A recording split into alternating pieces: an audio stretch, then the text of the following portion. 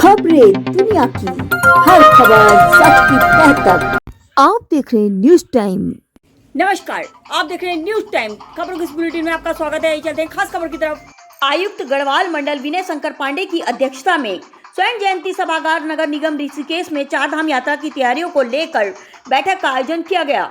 यात्रा को सुगम बनाने हेतु सभी व्यवस्थाएं समयबद्ध पूर्ण करने तथा यात्रा रूट की सड़कों को 30 से पूर्व चाक चौबंद करने, पार्किंग क्षमता बढ़ाने, पैदल मार्ग का सुधारीकरण, स्वास्थ्य सुविधाएं बेहतर बनाए, हेली सर्विस आरटीसी के माध्यम से की जाए। चार धाम यात्रा की इस प्रथम यात्रा बैठक में बीते यात्रा वर्ष की कार्य योजना के परिणामों की समीक्षा, आगामी श्री बद्रीनाथ, श्री केदारनाथ, श्री गंगोत्री, श्री यमुनोत्री धाम तथा श्री हेमकुंड साहिब यात्रा तैयारियां पूर्ण करें तथा कार्य प्रगति से अवगत कराएं। उन्होंने कहा कि यात्रा व्यवस्थाएं सुगम बनाई जाएं ताकि आने वाले यात्रियों में प्रदेश को लेकर अच्छा संदेश जाए। सभी विभागों को आवश्यक दिशा निर्देश दिए गए। आइए देखते हैं।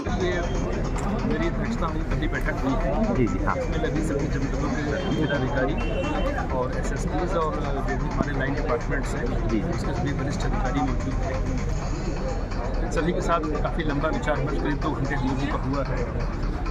हम लोगों ने पूरी यात्रा में इस चीज़ को विशेष ध्यान रखा, पुरानी यात्रा या पिछले वर्ष की जो यात्रा हुई थी उसमें क्या क्या कमियां रही थी, कि व्यवस्थाएं पिछली बार भी की गई थी, तो केवल उसकी एनालिसिस काफ़ी की गई कि किस किस जगह पर क्या क्या कमियां रह गई थी, क्या क्या शॉर्ट कमिंग्स थी, इसको कैसे हम बेहतर कर सकते हैं। मुख्य रूप से 5 चीज़ों पर विशेष ध्यान देने की बात की गई है। एक तो पूरे यात्रा की जो सड़कें हैं ये किसी भी हालत में 30 अप्रैल तक बिल्कुल चाक चौबंद हो जानी चाहिए। पार्किंग के लिए व्यवस्थाएं जनपद रुद्रप्रयाग ने बड़ा अच्छा प्रयास किया है, तो करीब 700 से 800 गाड़ियों की अतिरिक्त पार्किंग की व्यवस्था पिछली यात्रा की तुलना में उन्होंने और क्रिएट की है, ये बहुत बड़ी उपलब्धि है। इसी प्रकार से बद्रीनाथ जी में भी यह व्यवस्था की गई है, पार्किंग का जो हमारी क्षमता थी उसको भी बढ़ाया गया है।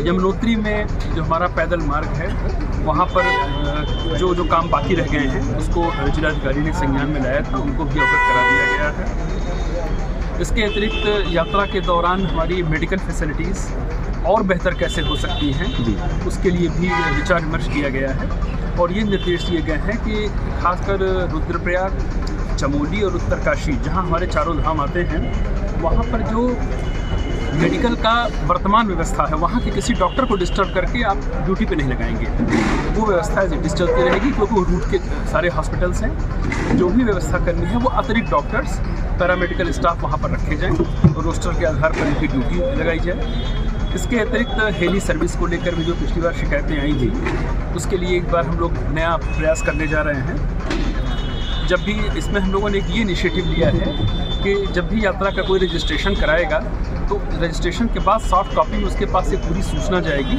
उसमें लिखा होगा कि कौन कौन से इंपॉर्टेंट टेलीफोन नंबर्स हैं यात्रा के दौरान जो आपकी ज़रूरत पड़ सकती है। इसके अतिरिक्त केवल IRCTC ही एक एथराइज्ड हमारी वेबसाइट है जिसके जरिए आप हेली की बुकिंग करेंगे और अन्य किसी पर भी कर रहे हैं तो वो एक फ्रॉड है, धोखाधड़ी है, उसका शिकार ना हो। पिछली बार कई शिकायतें आई थी, फर्जी वेबसाइट पर भी लोगों ने अपने पैसे गंवा दिए थे और ये इन्फॉर्मेशन हमारे रजिस्ट्रेशन करने वाले हर व्यक्ति को अगर मिल जाएगी तो मैं समझता हूँ उसको काफ़ी सुविधा होगी। बेसिक इन्फॉर्मेशन सारी चीज़ें, पानी की व्यवस्था को लेकर, टॉयलेट्स की साफ़ सफाई के लिए कहा गया है कि 24/7 के बेसिस पर हर टॉयलेट के ऊपर 3 आदमी की तैनाती होगी जो 8-8 घंटे की ड्यूटी। हमारे साथ जुड़े रहने के लिए चैनल को सब्सक्राइब जरूर कीजिए और बेल आइकन जरूर दबाएं।